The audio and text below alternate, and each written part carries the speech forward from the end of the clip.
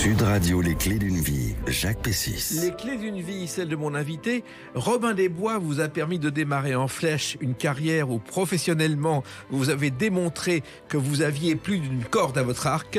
Votre nouveau combat, la défense des hommes de plus de 50 ans à votre façon. Bonjour Maurice Barthélémy. Bonjour Monsieur Pessis. Alors, on vous a jamais eu dans les clés d'une vie, donc on va faire votre parcours à travers des dates clés. On parlera de ce livre qui est un photoroman, Sexologie, qui intéressera les hommes.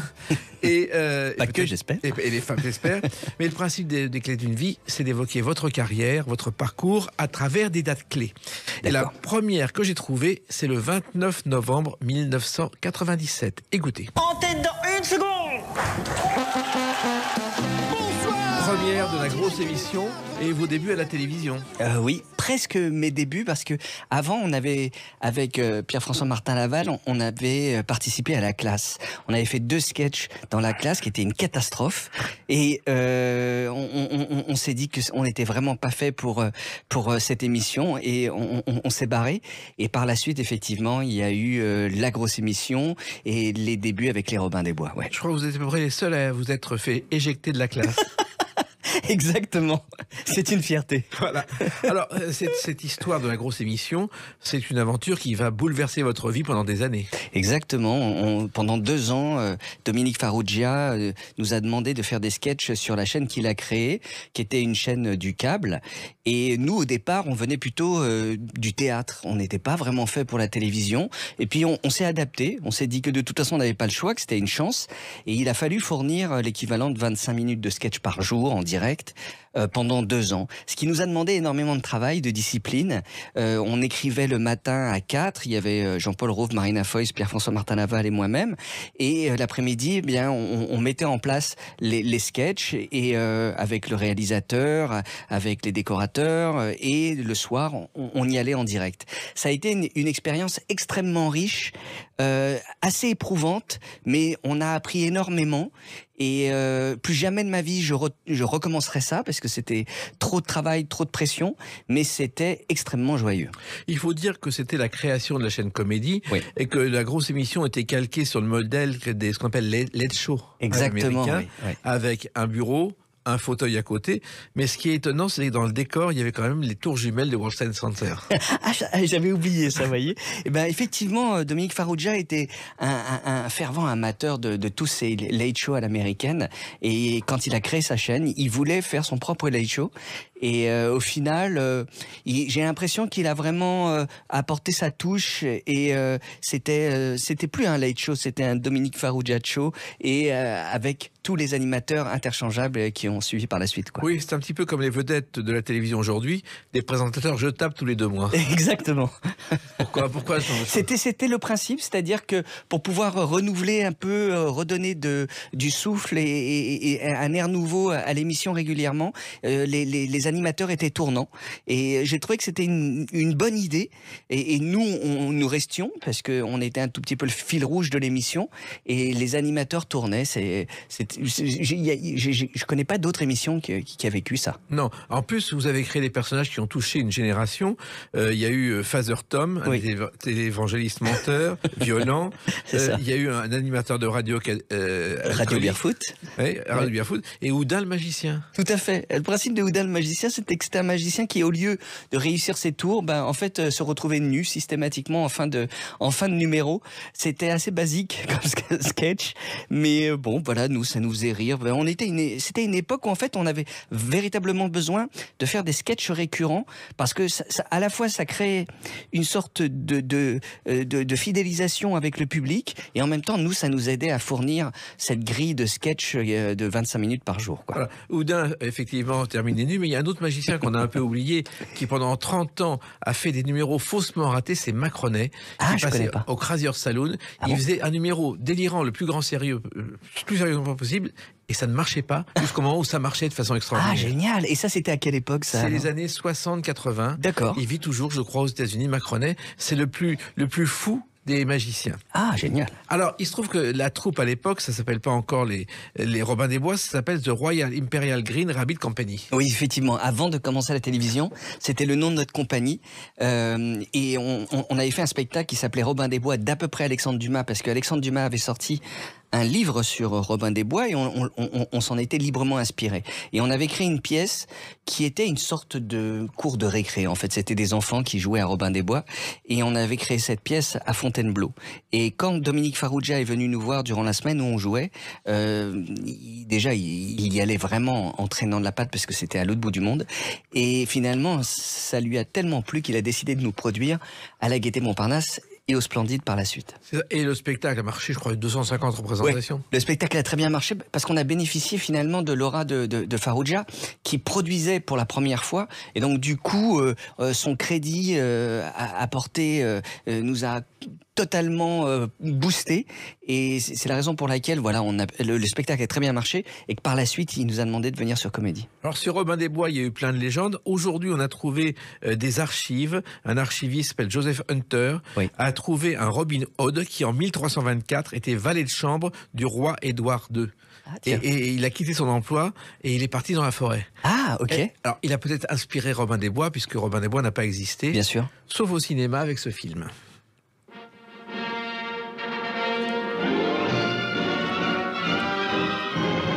Errol Flynn dans Les Aventures de Robin des Bois. Je ne sais pas si vous avez vu le film, mais c'est quand même le premier film sur Robin des Bois. Ah bien sûr, moi j'ai adoré ce film, j'adore les films de KPIP et j'aime surtout... et alors bizarrement, j'adore les versions françaises de ces films-là, où les personnes qui doublaient avaient des voix un peu pincées, ils parlaient un petit peu comme ça. Et j'adorais parce qu'ils avaient une prononciation extrêmement précise et je trouve que ça venait vraiment compléter le genre. Donc aujourd'hui, je vois que les films en version originale, mais pour le coup, les péplums et les KPP, ça se voit en français. Et Robin des Bois, on l'a oublié, la Warner l'a produit en partant d'un opéra comique de Reginald de Koven qui racontait l'histoire de Robin des Bois. Ah bah voyez, j'apprends plein de trucs. Alors, il se trouve aussi que si vous avez créé cette troupe, c'est que vous avez pris des cours de théâtre avec Isabelle Nanty, qui est aussi une femme clé dans votre carrière, Maurice Barthélémy. Hyper importante, puisqu'en fait, quand on rentre au cours Florent, j'arrive dans la classe d'Isabelle Nanty, qui a quelques années de plus que nous, elle doit avoir 5-6 ans, mais elle était voilà, une professeure tout à fait sérieuse et on la craignait à l'époque parce que elle était voilà, très exigeante et elle avait raison de l'être. Quand on s'est retrouvés dans sa classe, elle nous a tout de suite repéré Marina Foy, Jean-Paul Rouve, Pef Martin Laval, Pascal Vincent et Élise Nicole, parce qu'on avait un esprit commun, on avait cet humour très décalé, très absurde, et elle nous a encouragés à aller dans cet humour-là. Et c'est grâce à elle que finalement on s'est retrouvés avec les futurs Robins et qu'on a créé des spectacles très absurdes autour des Marx Brothers, autour de Roland Topor, et petit à petit ça a construit notre esprit, et par la suite on s'est retrouvés avec Isabelle sur des projets communs, et c'est vraiment notre bonne fée qui s'est penchée sur notre berceau et qui jusqu'à maintenant continue d'être aussi bienveillante et presque magique. Oui, et il se trouve aussi que quand vous avez commencé, cet esprit absurde, qui est celui des branquignoles aussi. Tout à fait. Le branquignol s'appelait les gaufrettes à l'origine. D'accord. Et c'était pas à la mode, non. Barthélémy. Non, pas du tout, pas du tout. L'esprit absurde, c'était... mais les nuls l'avaient un tout petit peu. Oui. Ils étaient plus dans la parodie. Mais l'équipe du Splendide, pas du tout. Les Inconnus, pas du tout. C'est vrai que nous, on avait été un peu nourris par les Monty Python, l'humour anglais. Et aussi, moi, j'avais une très grande admiration pour les premiers comiques, les slapsticks, que ce soit Buster Keaton, que ce soit Charlie Chaplin ou les Marx Brothers. Et c'est cette union de plein d'humours différents qui a donné l'humour enfantin des Robins, ouais. Alors, il se trouve que Maurice Barthélémy, vous êtes né loin de la forêt de Sherwood et encore plus loin des théâtres parisiens, à La Paz, en Bolivie. Oui, c'est ça. Mon père était en poste là-bas, il était diplomate. Et je suis né en 69 à La Paz, à la plus haute capitale du monde, qui est à plus de 3000 mètres. Et j'ai aucun souvenir parce que je suis parti à 1 an et demi. J'aimerais y retourner aujourd'hui. On m'a dit que c'était un lieu tout à fait étonnant. Et mais voilà, j'ai pas de souvenir. Et aujourd'hui, je parle un peu espagnol. C'est, je dirais, la seule trace que ça m'a laissé. Et c'est tellement haut d'ailleurs que le réseau de téléphérique urbain de La Paz est le plus long et le plus haut du monde. J'ignorais. C'est comme ça qu'on devient un artiste au sommet d'ailleurs. Alors, votre père, il a été ethnologue, diplomate et artisan menuisier. Oui, c'est ça, ouais. C'est particulier. C'est particulier, oui, parce que c'était un aventurier, mon père. Hein. C'était quelqu'un qui avait fait Sciences Po, qui après était parti pendant la guerre d'Algérie, puis après était revenu, puis après il était rentré en poste comme diplomate et attaché culturel dans différents pays. Et puis, à un moment, il en a eu marre et il s'est dit, je veux retourner à la terre. Et son retour à la terre, est passé par l'artisanat. Donc il a fait une formation professionnelle pour devenir menuisier et il s'est installé en Picardie avec un collectif de menuisiers pendant une dizaine d'années. Quant à votre mère, Maurice Barthélémy, elle est conteuse haïtienne. Oui, ma mère était conteuse haïtienne puisqu'elle était d'Haïti. Et quand elle est revenue en France, elle s'est dit, qu'est-ce que je vais faire comme métier? Elle est devenue prof d'espagnol dans un premier temps, ça lui a pas plu. Et puis, elle a décidé de raconter les contes de son pays. Et jusqu'au bout, jusqu'à la fin de sa vie, elle est devenue conteuse. Haïti était à l'époque connu pour le culte vaudou. Oui. Et il y avait un cabaret à Pigalle, je crois que c'est Mathilda, qui tous les soirs proposait aux clients un culte vaudou avec des danseuses, c'était totalement délirant. Oh là là. Au fin fond de Pigalle. Ah, vous m'apprenez plein de choses. En plus, je vis dans ce quartier, donc maintenant je vais chercher où était ce cabaret. Ouais. Et comment s'appelait le cabaret? Chez Mathilda. Chez Mathilda, ok. Alors, il y a une autre chose importante dans votre vie, on en parle avec une autre date, le 30 juin 2004. À tout de suite sur Sud Radio avec Maurice Barthélémy. Sud Radio, les clés d'une vie, Jacques Pessis. Sud Radio, les clés d'une vie, mon invité Maurice Barthélémy. Nous parlerons tout à l'heure de Sexologie, votre photoroman chez Michel Lafon. On a évoqué vos débuts avec les Robins des Bois. Et puis vous avez beaucoup évolué. Et le 30 juin 2004 est sorti ce film. C'est l'histoire d'un type qui n'était ni fort, ni doué, ni grand, mais qui était persuadé qu'il allait devenir... L'histoire du plus mauvais boxeur du monde. C'est votre premier film comme réalisateur. Exactement, c'était un faux documentaire sur donc ce boxeur qui était vraiment très très mauvais et qui, par la force des choses, se retrouve à faire un combat avec le meilleur. Et ce combat est tellement inégal qu'il suscite une sorte de buzz, même si pour l'époque ça n'existait pas. Et ça raconte l'histoire de ce combat. Et c'est mon premier film qui s'était inspiré d'un documentaire qui s'appelle When We Were Kings, qui était sur le combat de Mohamed Ali et de Foreman au Zaïre. Et moi, je suis un fan de boxe et aussi de ce documentaire, et je me suis complètement inspiré de l'esthétique de ce documentaire pour faire ce film qui est un fake documentary, donc c'est un vrai film de genre que peu de gens ont vu parce qu'il est resté une semaine à l'affiche. Ah, quand même. Mais je le revendique totalement, et encore aujourd'hui, il y a des gars qui viennent me voir en me disant on est tombé sur ton film, ouais, et bien ils me sortent le gimmick du personnage, et ça me fait super plaisir parce que j'ai tellement de sentiments que personne ne l'a vu. Et comment ça se fait ? Parce qu'en fait, voilà, il est passé un peu sous les radars, et puis par la suite, il n'était pas vraiment sur des plateformes, donc je dirais que voilà, c'est un film aujourd'hui pas facile à trouver. Ah, il se trouve aussi que Rocky est né comme ça dans l'esprit de Stallone, c'est-à-dire que le 24 mars 75, il regarde le combat entre Mohamed Ali et Chuck Wepner. D'accord. Et Chuck Wepner résiste jusqu'au dernier round, ce qui était même pas possible. Okay. Et Mohamed Ali gagne au point, et c'est comme ça qu'est née l'idée du scénario de Stallone de Rocky. Voilà, donc on a un point commun avec Rocky. Voilà. Mohamed Ali. Vous jouez le rôle principal, et bien sûr, Isabelle Nanty est là. Et Isabelle Nanty est là, et il y a une pléthore d'acteurs.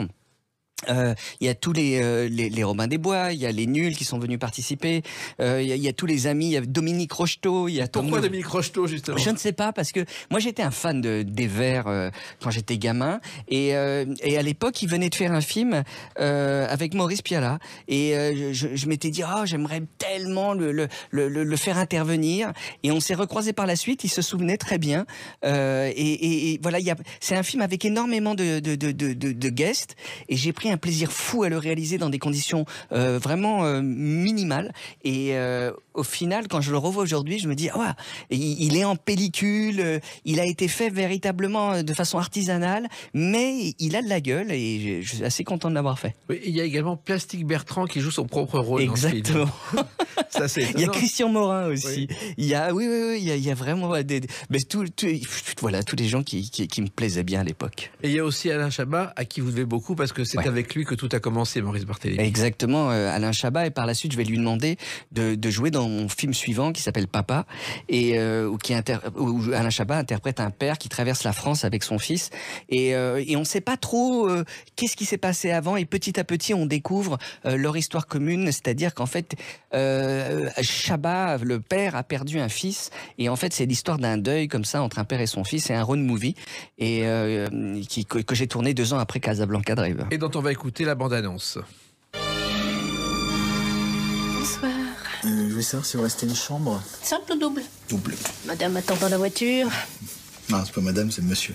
Ouais. Alors là, on ne vous attendait pas dans un film dramatique autour du deuil, Maurice Barthélémy. Oui, parce qu'en fait, je raconte cet événement qui est arrivé à quelqu'un qui m'est proche. En fait, cette personne que je connais très bien, pour ne pas la citer, c'est ma sœur, a perdu un enfant en bas âge. Et durant la période de deuil, elle s'est retrouvée à traverser la France aussi avec son fils. Et alors qu'elle s'arrêtait chez des amis, les amis lui ont dit ça serait bien qu'on n'évoque pas ce qui s'est passé, le drame, pour ne pas choquer les enfants à table. Et moi je me suis dit mais c'est une double punition, et ça m'a tellement choqué que ça m'a donné la motivation d'écrire ce film au nom de tous les gens qui perdent des enfants et qui se retrouvent face à la pudeur des autres, et comment est-ce que finalement ils se retrouvent doublement condamnés, et ça a donné ce film qui est à la fois profond et léger. Voilà, avec un petit garçon d'ailleurs qu'il a fallu trouver qui n'a pas été simple. Non, c'était compliqué. Ouais, c'était. De toute façon, trouver des enfants acteurs, c'est toujours compliqué. Et c'était un petit gars qui s'appelle Martin Combe, et il a été fantastique sur le tournage, et l'entente avec Chabat était parfaite. Voilà, et je crois qu'il a tourné quelques courts-métrages ensuite, avant d'abandonner sa carrière. Oui, je pense qu'il a fait autre chose par la suite. Mais on a tellement peu compris que j'ai vu une émission avec Ardisson où vous rigolez franchement avec Baffy qui lance ses vannes habituelles. Ouais. On n'a pas l'impression que c'est un film dramatique. Non, parce que moi, ma vie, elle est comme ça. C'est-à-dire que moi, j'ai une vie à la fois dramatique et à la fois drôle. Donc, je pars du principe que les films que je raconte ont souvent je dirais, un fond, mais j'aime bien le traiter de façon légère. Et ça sera sur le thème aussi de mon prochain film que je tournerai au printemps, qui mêle à la fois la comédie et le drame. Moi, je trouve que c'est ce qui est le plus intéressant. Et d'ailleurs, vous avez écrit Casablanca Driver et ce film Papa en même temps. Oui. Ouais, j'ai eu la chance de pouvoir faire 2 films d'affilée. J'ai bénéficié de l'élan des Robins des Bois, et donc j'ai pu enchaîner 2 films. Et et surtout, ça m'a donné l'envie de devenir véritablement réalisateur et de laisser un peu mon travail d'acteur, parce qu'en fait, je m'épanouissais beaucoup plus en réalisant des films qu'en jouant dedans. Alors, il se trouve que quand je dis qu'Alain Chabat était important pour vous, vous l'avez connu, Maurice Barthélémy, dès la grosse émission. Oui.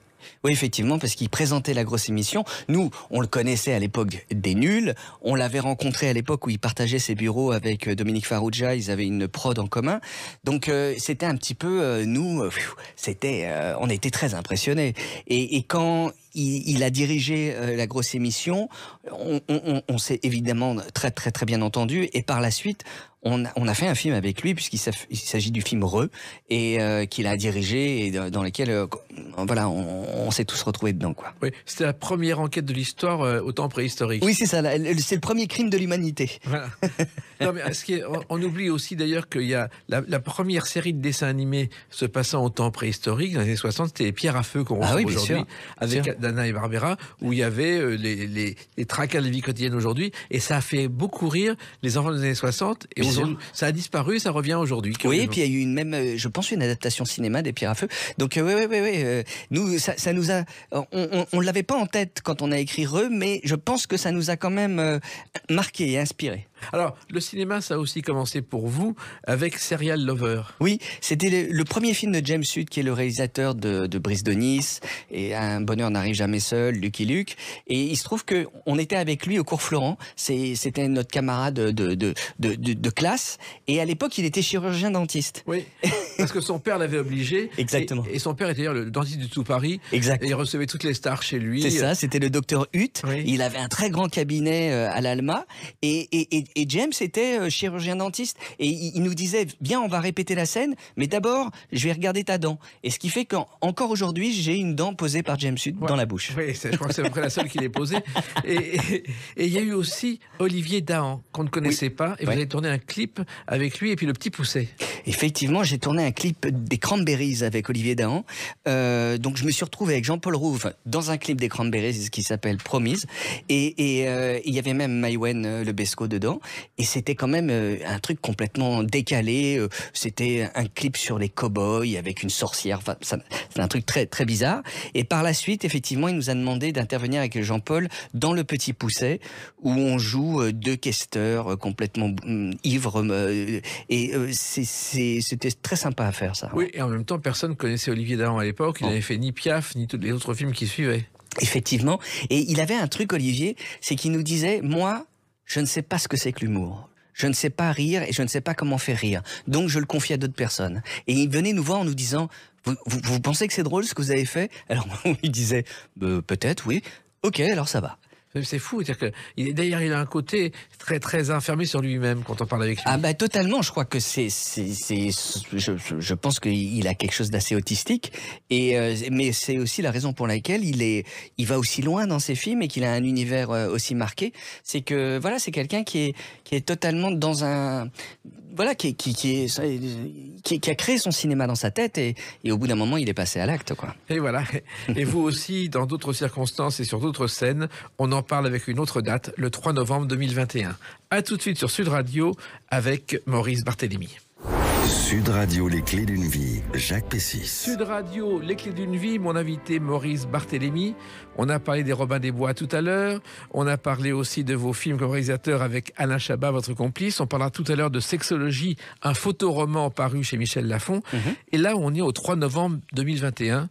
Vous êtes sur la scène de la Pépinière à Paris pour un seul en scène qui s'appelle Fort comme un hypersensible. Oui. Et ça, c'est une autre aventure. Oui, c'est une autre aventure qui naît pendant le confinement. En fait, j'étais tout seul en Espagne pendant 4 mois et demi à peu près, et je faisais des lives sur Instagram où voilà, je rencontrais des gens, je posais des questions, je faisais un peu le travail que vous faites, mais de façon totalement amateur. Et puis on avait fait un live avec Charlotte Vils, qui est une spécialiste d'hypersensibilité, et ce live a été vu par les éditions Michel Lafon, qui m'ont contacté en me disant on aimerait bien avoir le témoignage d'un homme qui se dit hypersensible. Donc j'ai dit ok, partons là-dessus, et en revanche je ne me sens pas trop de l'écrire, on va plus fonctionner sous forme de témoignage. Donc si ça vous va, trouvez quelqu'un qui va m'interviewer et puis après qui va retranscrire l'interview sur papier, et c'est comme ça que le bouquin s'est fait. Et quand il est sorti à la fin du confinement, il se trouve que c'était un sujet qui intéressait les gens, et le bouquin a très très bien marché, au point où je me suis retrouvé sur scène effectivement à adapter ce bouquin sur scène, sur un spectacle qui était à la fois du stand-up et de la conférence. Et pendant une demi-heure, je laissais le public me poser des questions, et ça m'a passionné de le faire, sauf que je me suis rendu compte que je n'étais pas fait pour être seul sur scène, en ce sens que moi je suis un homme de troupe, d'équipe, et que j'avais un peu de mal à me retrouver seul en arrivant au théâtre, en repartant le soir, et c'est la raison pour laquelle j'ai pas fait de tournée derrière, parce que moi j'ai besoin d'amis, j'ai besoin que ça soit joyeux, et je trouvais que c'était trop solitaire comme démarche. Oui, c'est vrai qu'on prend de mauvaises habitudes avec les Robins des Bois pendant quelques années. Exactement. Alors, l'hypersensibilité, c'est un sujet que vous avez évoqué dans un livre et sur scène, mais dont on ne parlait pas voici quelques années. Non, pas beaucoup. Pas beaucoup, et c'est vrai qu'en plus, quand un homme se met à en parler, c'est encore plus rare, parce que beaucoup d'hommes pensent que l'hypersensibilité, c'est une fragilité, c'est une féminité, c'est une hyper-émotivité, mais tout ça, c'est pas tout à fait ça, parce que mon hypersensibilité, c'est une hyper-information. C'est-à-dire que moi, je suis quelqu'un qui capte trop d'informations. Alors, le bon côté, c'est que j'ai un esprit assez rapide, et le mauvais côté, c'est que je sature vite et je fatigue vite. Donc, j'ai expliqué au travers de ce livre qu'est-ce que c'était que mon hypersensibilité et comment j'en avais fait une force, et ça a parlé à pas mal de gens.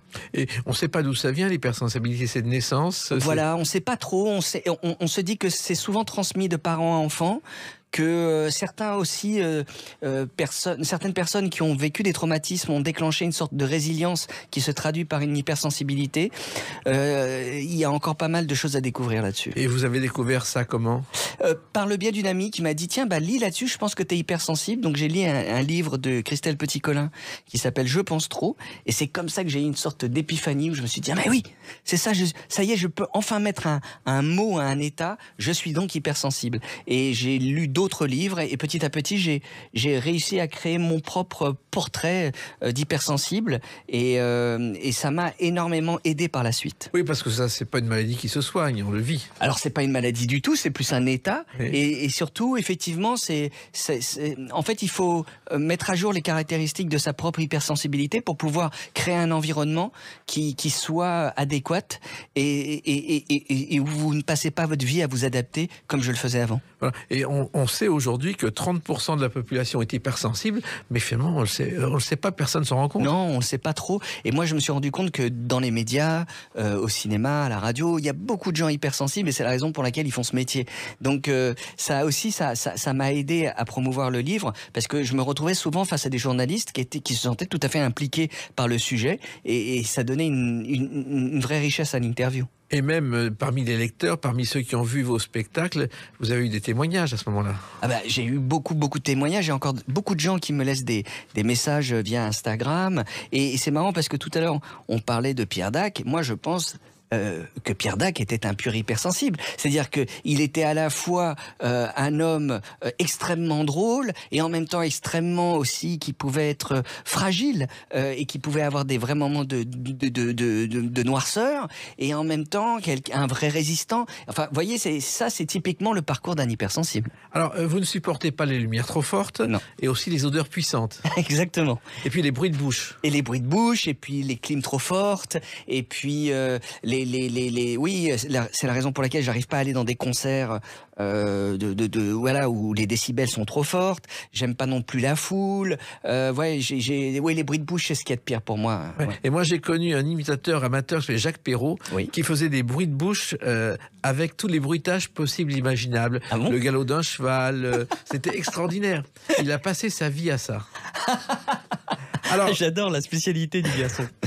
Alors, il y a eu aussi quelques témoignages dans l'histoire. Oui. Par exemple, on sait aujourd'hui que Marcel Proust était hypersensible. Ah, sûrement. Bah oui, ça me surprend guère. C'est-à-dire que quand on voit, quand on lit La Recherche du temps perdu et la description qu'il peut faire et la précision de la description, il n'y a pas de doute. Alors, vous avez beaucoup cherché, et il y a un spectacle qui s'appelle « J'ai passé ma vie à chercher l'ouvre-boîte oui. » que vous avez écrit pour le Théâtre du Rond-Point. Ça, c'est quand même important, le Théâtre du Rond-Point, Maurice Barthélémy. Au départ, c'était une pièce radiophonique que j'avais envoyée à France Culture et qu'ils avaient enregistrée. Et l'acteur qui l'avait interprétée m'a demandé de la reprendre au Rond-Point. Donc, j'ai été extrêmement flatté. Et j'ai pu entendre mon texte au Rond-Point. Et ça a été un vrai bonheur et un vrai hasard de la vie. Parce que ce texte, je l'avais écrit à 20 ans en me disant qu'il aurait aucun destin, et puis finalement il a eu son petit parcours, il a été édité aussi, et j'aimerais aujourd'hui le ressortir dans une maison d'édition parce que c'est un texte qui est maintenant épuisé et qui est vraiment très absurde et en même temps qui est une sorte de petit Nicolas mais dans une famille de 68 ans. Oui, parce que justement, ça parle de la difficile promiscuité familiale. C'est ça. Avec les frangines, il y a les rires gastrico-sardoniques, il y a tout. Il y a une mère ouragan des mers du Sud. C'est ça. Un père qui exhibe ses souvenirs de guerre. Ouais. C'est vous, c'est votre entourage? Oui, c'était ma famille à l'époque. C'est-à-dire ce que je vivais quand je vivais en Picardie. Et j'avais une famille comme ça qui était... une sorte de... Oui, c'était une comédie, ma famille. Et donc, moi, j'étais le petit dernier, le seul mec, parce que j'ai 3 sœurs au-dessus de moi. Et j'observais cette famille comme un ethnologue de 8 ans. Alors, est-ce que l'amour du théâtre est né à ce moment-là, Maurice Barthélémy? Pas trop, parce que ma mère étant conteuse, moi je la voyais sur scène et ça me stressait énormément de voir ma mère sur scène et je me disais, jamais de la vie je ferai ce métier. Mais en fait, c'était... je pense une peur de ma part de me dire que mais il faudrait que j'y aille un jour ou l'autre. Et puis, quand j'ai eu mon bac, une tante m'a dit, mais vas-y, rentre dans un cours de théâtre. Tu fais le pitre depuis que tu as l'âge de 6 mois, vas-y. Et je suis rentré dans un cours de théâtre et en 2 heures, c'était plié. Je savais que c'était ça que j'allais faire dans ma vie. Et vos parents n'avaient pas d'autres ambitions pour vous, des métiers plus sérieux? Mon père m'avait dit, j'aimerais bien que tu fasses d'abord Sciences Po, puis l'ENA, et après tu feras ce que tu voudras. Oui. Et je lui avais dit, alors je vais d'abord ne pas faire Sciences Po, ne pas faire l'ENA, et je vais d'abord faire ce que je veux. L'ENA, c'est l'École nationale des analphabètes, c'est ça? Exactement. Alors, il y a eu le théâtre a été un métier pour vous au départ, et vous avez démarré quand même avec des pièces de Marivaux, du Billard. Oui. On n'est pas dans le Robin des Bois, là. Non, bah c'est vrai que je sortais un peu du cours Florent, puis on a attaqué par des spectacles classiques. Oui. C'est comme la musique, hein, il faut commencer par le solfège pour par la suite être à l'aise dans tous les registres. Et il y a eu aussi Roland Dubillard. Oui, Roland Topor, Dubillard. personnage Topor. étrange.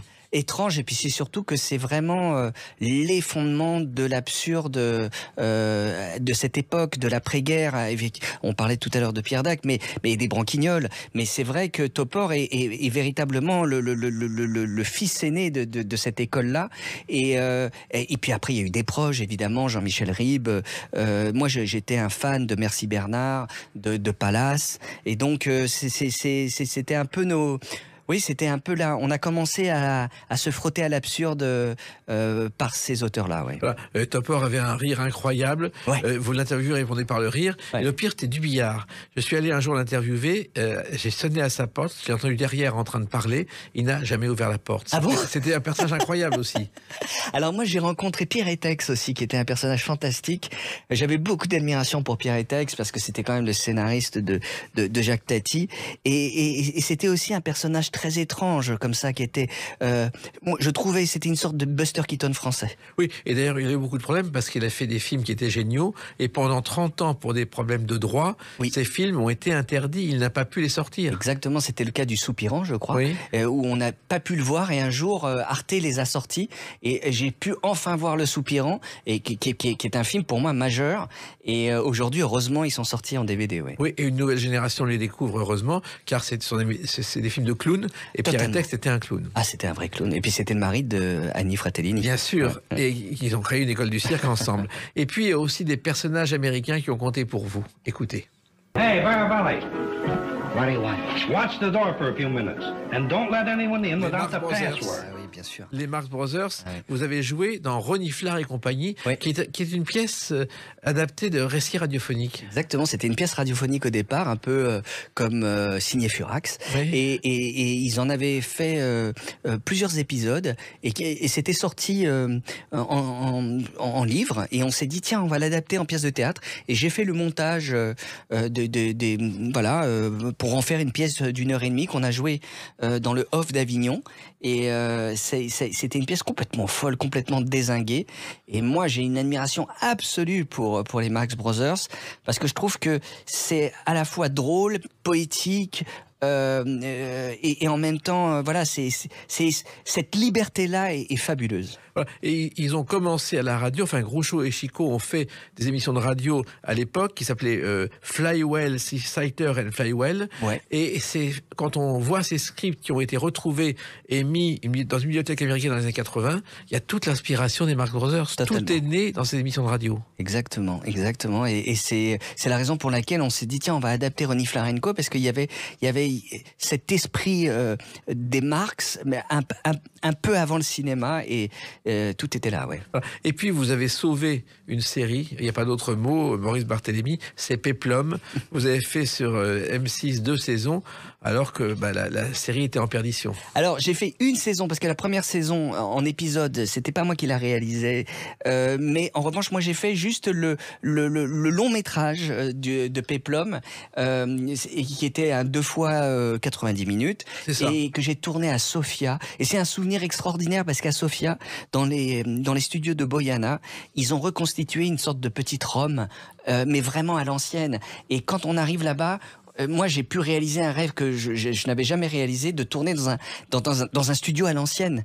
Et il y a les grands stocks de costumes, de décors, de caméras. Et on fait des films vraiment comme à l'époque hollywoodienne. Et ça, alors ça, c'est un souvenir extraordinaire. Voilà. Et le premier péplum pour votre culture personnelle, c'est un court-métrage des Frères Lumière en 1896, wow, qui s'appelle Néron essayant des poisons sur des esclaves. Mais oui, mais le péplum est un genre qui a commencé vraiment au tout début du cinéma. Et c'est vrai que c'est à l'époque, les premiers péplums sont les premières super productions hollywoodiennes, alors qu'on est en 1910, 1915, extraordinaire. Ouais. Alors, une production beaucoup plus modeste, on en parle dans quelques instants avec une autre date, le 25 mai 2023.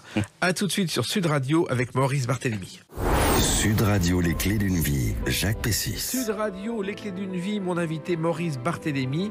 On a parlé des Robins des Bois où vous avez débuté, de vos films pour le cinéma, du théâtre, de votre hypersensibilité. Et puis, 25 mai 2023, nouvelle intervention de vous dans les librairies avec un livre qui s'appelle Sexologie chez Michel Lafon, un photoroman. Alors bon, c'est pas un roman photo, c'est un photoroman. Oui, parce que j'ai revisité un peu le genre et plutôt que tout l'album soit en photo, il n'y a que les personnages qui sont en photo, les arrière-plans sont dessinés. Et ça donne un genre un peu hybride entre la bande dessinée et le roman photo. Et c'est la raison pour laquelle je l'ai appelé un photoroman. Voilà, il faut savoir que les romans photos, c'est Cino Del Duca qui les a inventés en Italie. C'est un genre italien, oui. Voilà, il a créé un journal Intimité et Nous Deux. Ah, d'accord. C'est lui, et ils se sont vendus à des millions d'exemplaires. Et quand il a créé Télépoche en France, eh bien, il y avait des romans photos qu'il a perfectionnés, puisque c'était des stars de la télé qui jouaient les romans photos. Et il y avait, on retrouvait aussi Sylvie Vartan, on retrouvait Johnny, on retrouvait Mireille Mathieu, Herbert Léonard. Oui, il y a eu tout un âge d'or du roman photo. Ouais. Alors là, c'est encore quelque chose de burlesque et de décalé. Vous revenez à vos fondamentaux. Sexologie. Alors au départ, on pourrait imaginer que ça concerne le sexe, mais pas seulement. En fait, c'est à la fois le sexe, les problèmes d'un homme et puis les hommes de 50 ans dont on parle beaucoup aujourd'hui. C'est ça, c'est une sorte de crise de la cinquantaine. C'est-à-dire que moi j'ai constaté que aujourd'hui, un homme de 50 ans se sentait coupable d'être un homme de 50 ans. Et je me suis posé la question parce que je me suis dit mais pourquoi est-ce que moi, qui ai cet âge, je me sens coupable? Mais en fait, la société déjà nous pointe du doigt parce que on serait, nous les hommes de 50 ans, tous un peu à l'origine du patriarcat, de tout l'ancien système et que bon... Et en fait, moi, je me reconnais pas du tout dans ce profil-là, parce qu'il se trouve que j'ai eu une mère très féministe, qu'en plus, je trouve que c'est tout à fait normal de laisser la place à la nouvelle génération. Donc moi, je veux juste qu'on me laisse vivre mon statut d'homme de 50 ans sans qu'on me culpabilise. Et c'est la raison pour laquelle j'ai fait cet album. Voilà. Mais en fait, l'homme de 50 ans, il est plus bon à rien, il est bon à acheter. C'est ce que il y a la ménagère de moins de 50 ans et l'homme de plus de 50 ans. Exactement. Et c'est un peu ce qu'on nous fait ressentir.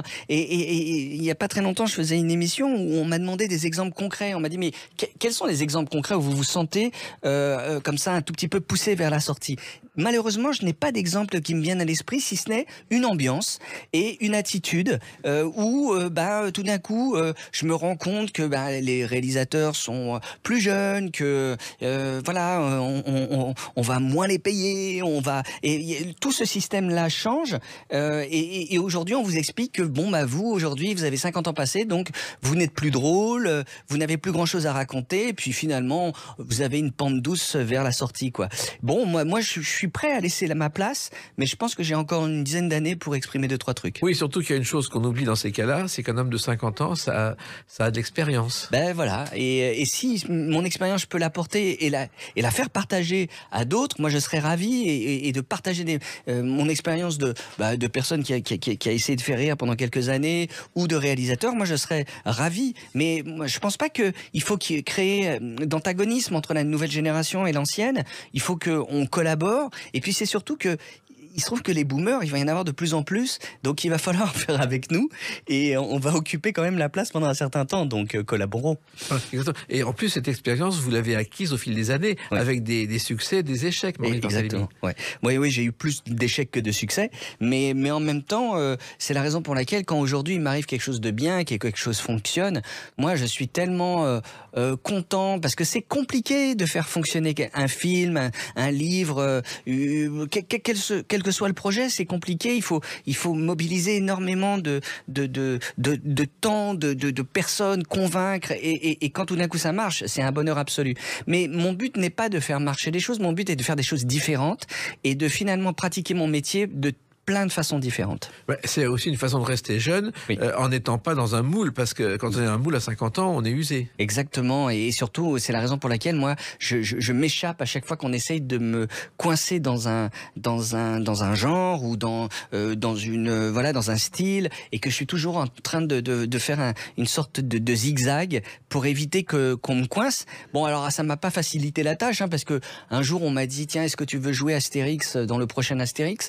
Et j'ai eu le malheur de dire non.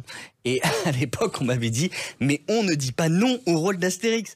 Et il se trouvait que ma fille venait de naître et qu'il me fallait du temps avec elle, et j'ai dit non. Donc c'est vrai que moi j'ai un caractère un peu indépendant. Ça m'a sûrement coûté, mais au final, je suis assez content d'être comme je suis. Et il ne faut pas changer les choses, de toute façon on est comme on est. Alors, vous qui aimez changer, Sexologie, ce photoroman qui est chez Michel Lafon, c'est quand même une idée originale. Vous êtes parti de... D'abord, comment est née l'idée? L'idée, en fait, elle est née comme une idée de série, je dirais. Et je me suis dit, tiens, j'aimerais bien raconter l'histoire d'un sexologue qui a des problèmes d'érection. Et donc, j'ai commencé à développer ça dans ma tête. Et puis après, je me suis dit, allons-y. Et il y a un personnage qui me plaît beaucoup, qui s'appelle Ricky Gervais, qui développe en Angleterre ce style d'humour, qui navigue un peu... C'est un humour à la fois pathétique et en même temps un peu déprimé. Et je me suis dit, tiens, je vais lui donner cette coloration. Et je suis parti, j'ai écrit un scénario au départ. Après, il y a eu un storyboard qui a été fait. Et ça s'est construit comme un film, c'est-à-dire avec une vraie préparation de film, des repérages, du casting, des costumes. Et puis après, il y a eu la période de tournage qui a été très courte, de 3 jours, puis celle du montage. Donc, j'ai vécu comme un tournage, mais beaucoup plus rapide et beaucoup plus resserré. Et les éditions de Michel Lafon m'ont donné l'opportunité vraiment d'aller au bout de cette expérience, et surtout, ils y ont cru, ils ont mis vraiment l'album ils l'ont sorti à pas mal d'exemplaires, et aujourd'hui je suis hyper content que cet objet existe. Voilà, ça aurait pu être un film, un court-métrage, et vous avez décidé que ça serait un photoroman. Pourquoi, Maurice Barthélémy? Parce que je me suis dit, c'est le plus simple pour moi. Je vais jamais réussir à convaincre un producteur ou une productrice de développer une série comme ça, qui est un peu particulière, qui est sur l'humeur, qui est sur quelque chose à la fois sensible, où on peut se marrer, mais il y a du décalage. Bon, et je me suis dit, le meilleur moyen de montrer à un producteur, une productrice ce que ça peut être, c'est d'abord le faire en photoroman. Et c'est ce que j'ai fait. Donc il y aura peut-être une déclinaison sur un écran ou pas, mais j'aimerais bien, oui, effectivement, l'emmener ailleurs. Et puis, vous n'hésitez pas à vous moquer de certaines personnes, à commencer par une psy qui s'endort quand elle vous écoute. Oui, parce que je l'ai vraiment vécu, ça. Je me suis retrouvé en psychothérapie pendant 3 ans, et ma psy s'endormait régulièrement pendant les séances face à moi, et elle pionçait comme ça pendant 2-3 minutes, et moi, je venais de la voir parce que j'avais des problèmes de légitimité, et je me disais, là, elle me met à l'épreuve, quoi. Voilà, et d'ailleurs, elle se réveillait pour toucher 80 €. C'est ça, voilà. Exactement. Mais je garde une certaine affection pour elle, parce que j'ai quand même fait un vrai travail avec elle qui a payé. Moi, je me souviens avoir un jour interviewé Philippe Castelli, personnage, et je me suis endormi en l'écoutant. Et à un moment, dans l'interview, il fait « Ah, vous dormez ?» Parce que c'était impossible de tenir le choc pendant plus d'1/4 d'heure avec lui. Ah ouais. Ça doit être un peu gênant, ça. Non, il s'en est pas aperçu, à peine. Alors, il y a aussi ce phénomène justement des psys, parce que depuis la pandémie, aujourd'hui, les jeunes consultent de plus en plus des psys. Ils sont débordés. Ça, c'est aussi un phénomène qui peut vous toucher. Oui, je trouve ça plutôt bien, parce qu'en fait, les gens, pendant la pandémie, déjà ont été mis à l'épreuve, à la fois par le côté anxiogène de la pandémie, mais aussi parce qu'ils ont pris le temps de réfléchir sur eux-mêmes. Et ce qui fait qu'aujourd'hui, effectivement, les cabinets de psy et de psychologues sont pleins à craquer. Et ça raconte beaucoup sur notre société, c'est-à-dire une société qui a pris beaucoup sur elle-même et qui, au bout d'un moment, s'est rendu compte qu'il y avait quelque chose qui n'allait pas. Et donc, aujourd'hui, je trouve que c'est plutôt une bonne chose que les gens aillent consulter. Voilà. En même temps, métier de psychiatre, il y a des années de formation, mais je me suis aperçu, Maurice Barthélémy, qu'en Biélorussie, c'est 1 an de formation seulement. Ah bon? Et 6 ans en Suisse et en Allemagne. Ah ouais. Et en Autriche, il faut avoir fait un travail psychothérapeutique personnel pour devenir psychiatre. En Biélorussie. Et pour devenir président de la Biélorussie, il faut quoi, 2 mois de formation? Oh, non, une révolution, certainement. Alors, non seulement vous avez fait ce travail, mais vous avez engagé des comédiens, à commencer par Caroline Proust, qu'on a connue dans Engrenage. Voilà, oui, c'est une amie, et puis j'adore cette actrice, et je voulais vraiment faire avoir un projet avec elle, et c'était le premier qui m'est venu à l'esprit, et je l'ai proposé à Caroline, qui m'a dit oui tout de suite, évidemment, et c'est une personne que j'estime énormément, et je suis très fier de l'avoir fait avec elle. Ouais. Voilà. Et en revanche, vous écrivez d'ailleurs dans la postface que Jean-Paul Rouve n'est pas là parce qu'il était trop cher. Exactement. Bah oui, parce qu'on a avec Jean-Paul, on a ce côté, on se charrie régulièrement au travers des interviews, au travers de dédicaces, etc. Parce que vraiment, on est très très amis. Et d'ailleurs, je suis resté très ami avec tous les Robin des Bois. Et donc voilà, c'est l'esprit de camaraderie. Voilà. Et vous évoquez à travers ce livre, ce photoroman, un sujet de société, comme une hypersensibilité, parce que les hommes qui ont des problèmes d'érection à 50 ans, ils n'en parlent jamais. Ils n'en parlent jamais. Et en fait, j'ai lu un sondage qui a été fait en 2019 qui disait que 61% des Français hommes reconnaissaient avoir des problèmes d'érection dans leur vie, et que sur ces 61%, 38% disaient que c'était il y a moins d'1 an. Donc c'est quand même un réel sujet, et moi je pars du principe que il faut en parler, parce que d'une part c'est pas grave, on a le droit d'avoir des coups de pompe, et que la plupart du temps ce problème est dans la tête. Le problème je dirais médical existe, mais il est mineur, alors que vraiment le problème psychologique est majeur, et il faut en parler, il faut dédramatiser, et surtout ne pas en faire un problème, quoi, surtout. Vous risquez encore d'avoir des réactions d'hommes qui vous diront merci, peut-être, non? Peut-être, j'espère. En tout cas, les romans photos délirants de ce genre, il y a quelqu'un de très célèbre qui était passé maître dans le genre, écoutez sa voix. Pourquoi tu invites des lycéens qui ne veulent rien dire? Le professeur Choron, un autre chauve, qui entre deux cuites, faisait des romans photos délirants. Bien sûr, dans Fluide Glacial, moi je les lisais avec toute l'équipe de Gottlieb, moi j'ai été nourri à ça, à l'esprit Charlie Hebdo, Fluide Glacial et autres. Et c'est vrai que on parlait tout à l'heure de Desproges, cette très grande liberté qu'ils avaient, je suis un peu jaloux, ouais. Aujourd'hui, ils n'ont plus cette liberté. Non, à cause des réseaux sociaux, on peut plus s'exprimer comme ils le faisaient à l'époque. Ouais. Et vous avez quelquefois des ennuis avec les réseaux sociaux? Non, parce que je suis très prudent. Je passe beaucoup sur Instagram, mais vraiment, je fais attention à ce que je poste, parce que ça peut démarrer comme un feu de forêt. Et donc, oui, aujourd'hui, il faut faire très attention à ce qu'on dit. Même si, par exemple, si je dis que j'en ai marre d'être culpabilisé d'un homme de plus de 50 ans, ben là, on rentre dans un sujet qui peut être assez glissant, parce qu'on peut me reprocher plein de choses. Voilà. Alors, il y a ce sexologie qui en a été un court-métrage, car vous aviez tourné un court-métrage, je crois, Bonjour, ça s'appelait. Exactement. Et ça a été Au revoir, parce qu'il n'y en a pas eu d'autres. Non, il n'y en a pas eu d'autres, mais parce que je suis pas très court-métrage, et ça a été commandé par l'Adami, qui est une maison de droit, qui organise chaque année des projections à Cannes, et qui demande à des réalisateurs de faire des courts-métrages avec des jeunes acteurs qu'ils sélectionnent. Et moi, le thème, c'était le sport. Et je me suis creusé la tête, et j'ai sorti ce court-métrage qui s'appelle Bonjour, qui raconte l'histoire d'un homme qui est un peu choqué, parce que quand il rentre à la maison, la personne avec qui il vit ne fait pas attention à lui. Et donc, il va monter tout un stratagème pour qu'elle le remarque, et ça va lui donner l'occasion de lui dire qu'elle ne le regarde plus, donc potentiellement elle ne l'aime plus. Et j'en suis très fier de ce court-métrage. J'en ai fait qu'un dans ma vie, mais celui-ci, je le revendique totalement. Et l'avenir, Maurice Barthélémy?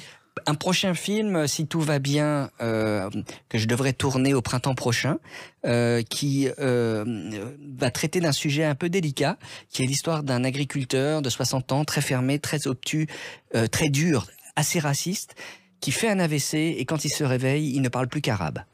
Ah oui, voilà. Bon. Alors ça, c'est un sujet. Et puis sinon, un roman à la rentrée littéraire prochaine, chez Plomb, qui va s'appeler l'expérience. Bon, à mon avis, vous en avez beaucoup plus que pour 10 ans.